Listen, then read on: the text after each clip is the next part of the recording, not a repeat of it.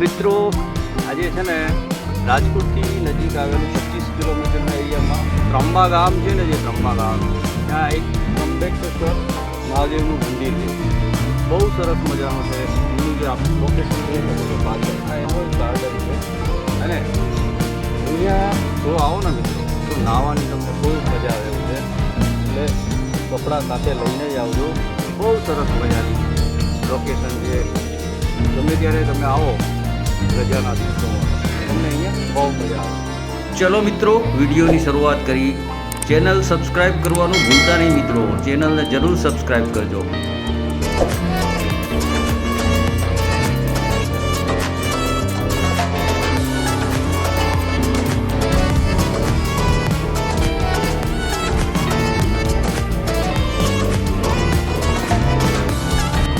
હવે આપણે જાશું મંદિરની અંદર અને ત્યારબાદ ત્રિવેણી સંગમ ઉપર જાશું અને ત્યારબાદ આપણે એક નાનકડું જંગલ જેવું છે ત્યાં પણ જાશું અને ત્યાં જોશું ફોટોગ્રાફી અને વિડીયોગ્રાફી કેવી રીતે થાય છે એ પણ હું તમને બતાવીશ.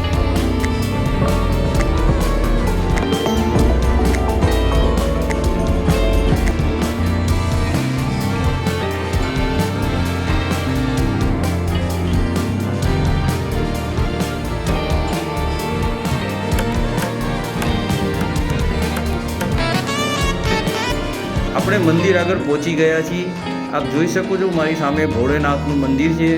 હવે આ મંદિર છે ને મિત્રો 5000 થી 6000 વર્ષ જૂનું છે એવું પૂજારીનું કહેવું છે.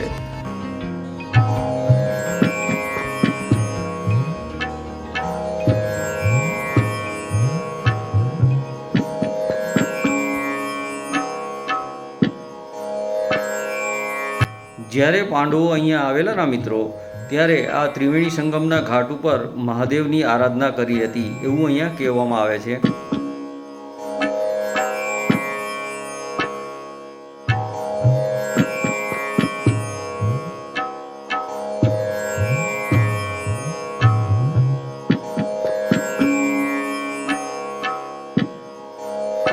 જો મિત્રો તમે અહીંયા આવો ને તો ગ્રુપ સાથે આવશો તો તમને બહુ મજા આવે એવું છે.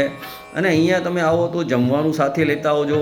નાહવાની ઈચ્છા હોય તો કપડાં પણ સાથે લેતા આવજો. અને કોઈ ગેમ રમવી હોય તો એના માટે પણ લેતા આવજો.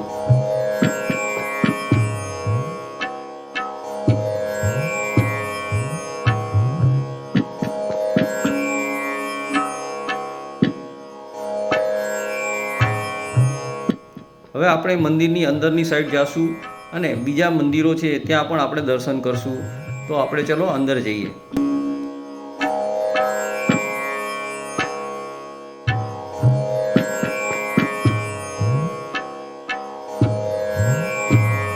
હવે આ મારી સામે દેખાય છે એ એક જીવતી સમાધિ છે.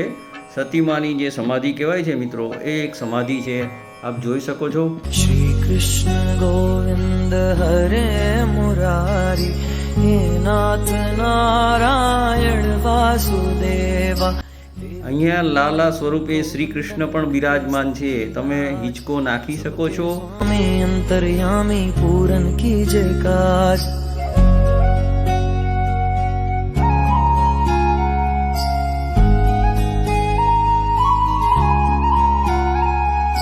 लीला परंपार तेरी तू माखन चोर कहावे.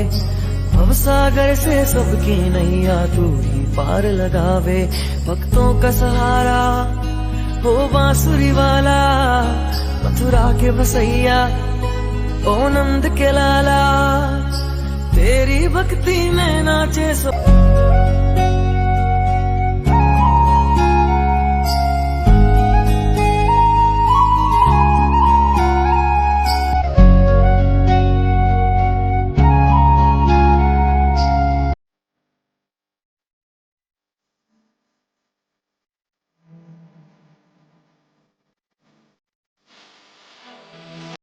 તો ચલો મિત્રો, હવે આપણે જાશું ત્રિવેણી સંગમ ઉપર.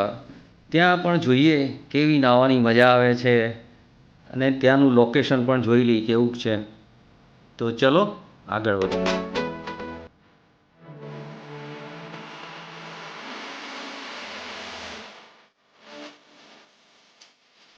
મિત્રો તમને એક ખાસ વિનંતી છે, તમે કોઈ પણ આવા સ્થળ ઉપર આવો ને મિત્રો ગંદકી ના કરતા મિત્રો.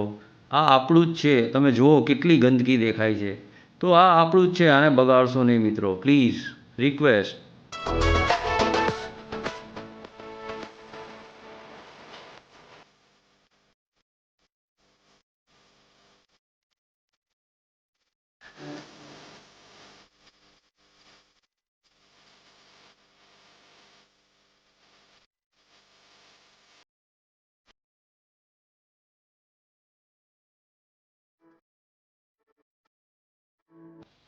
અહીંયા જુઓ મિત્રો, 3 નદીઓનું સંગમ થાય છે.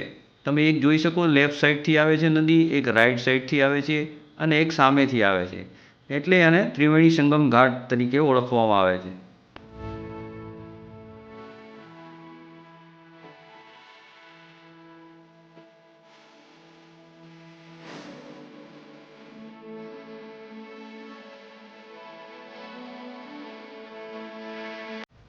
જો મિત્રો, કેટલી બધી પબ્લિક છે.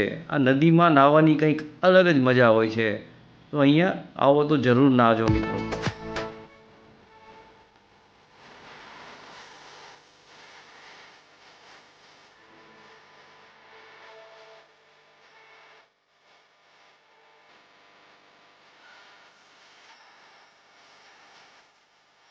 પાણી તો મિત્રો અહીંયા બારે માસ રહે છે, કેમકે અહીંયા નર્મદાની જે કેનાલ છે એનું પાણી આની અંદર નદીમાં આવે છે. એટલે પાણી ક્યારેય લગભગ ખૂટતું નથી આની અંદર. તો ગમે ત્યારે આવો તો તમને નાહવાનો જરૂર લાભ મળશે.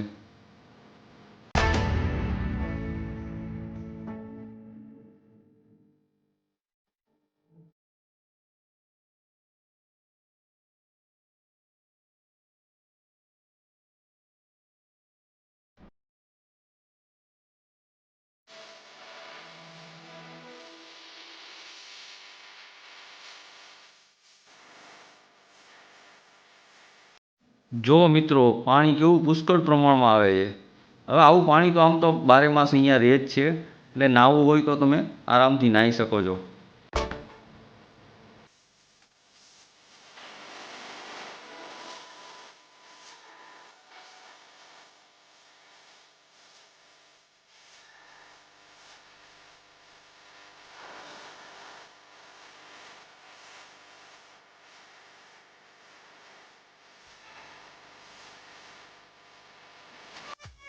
મિત્રો, અહીંયા જ્યારે ઋષિ પાંચમ આવે છે ને, ત્યારે અહીંયા એક નાહવાનું મહત્ત્વ રહેલું છે. તો જ્યારે ઋષિ પાંચમ આવે ત્યારે ઘણી બધી પબ્લિક નાહવા માટે અહીંયા આવે છે.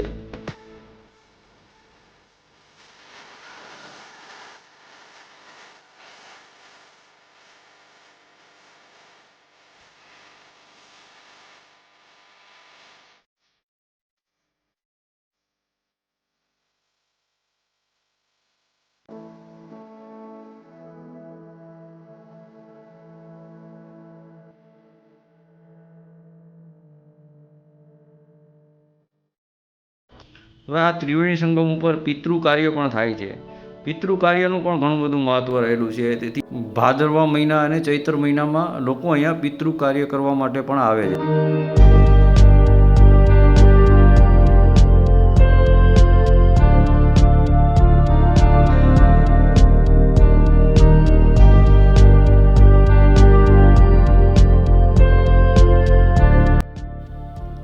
અહીંયા બાળકો માટે પણ હિંચકા અને એવું બધું થોડુંક લગાવેલું છે. તો અહીંયા આવો તો બાળકો પણ થોડોક આનંદ લઈ શકે.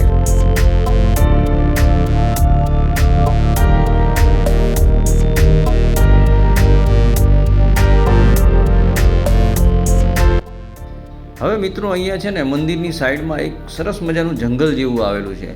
જો તમે કંઈ નાસ્તો લઈ આવ્યા હોય, કંઈ જમણવાર કંઈ કરવો હોય તો અહીંયા બેસીને બહુ મજા આવે એવું છે. આ જગ્યા ઉપર તો જરૂર જાજો.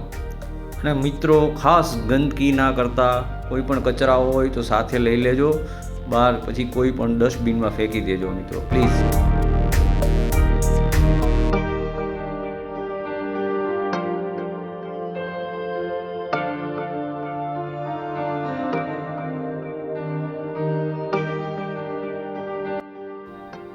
જો આ જગ્યા ઉપર તમે મિત્રો ફોટોગ્રાફી, વિડીયોગ્રાફી કરશો તો બહુ મજા આવે એવું છે. બહુ સરસ મજાની ફોટોગ્રાફી થશે. હું તમને દેખાડું છું. મેં વિડીયોગ્રાફી કરેલી છે. તો ચલો આપણે જોઈએ આપણે વિડીયોગ્રાફી કેવી છે.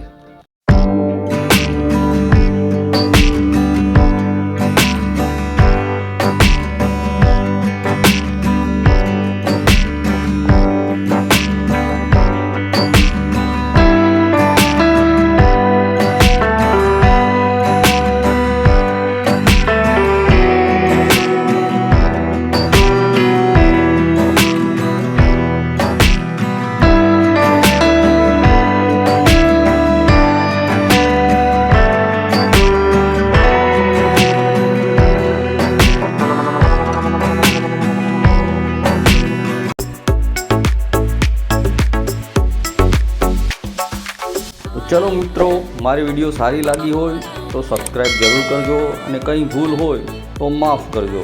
ધન્યવાદ. ઈશ્વર તમને હંમેશા ખુશ રાખે.